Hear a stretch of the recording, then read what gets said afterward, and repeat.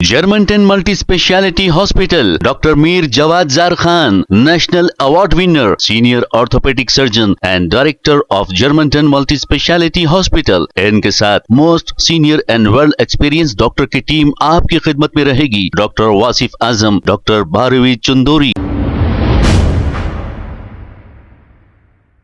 अस्सलाम वालेकुम नाजरीन, 7H न्यूज सच को रखे आपके आगे।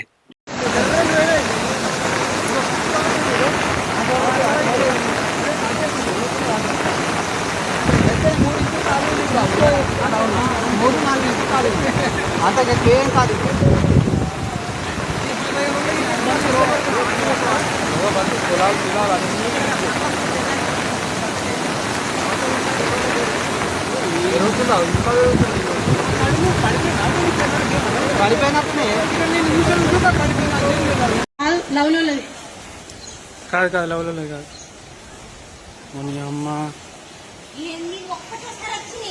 రాత్రి అంతా పడ్డది అన్నప్పుడే ఇంత ముందు జాగ్రత్త పడ్డా ఇల్లు మొత్తం ఖరాబ్, పుస్తకాలు అన్ని అమ్మ ఆ జూలియర్ గా వచ్చావు పెద్ద కారే కియా కారు।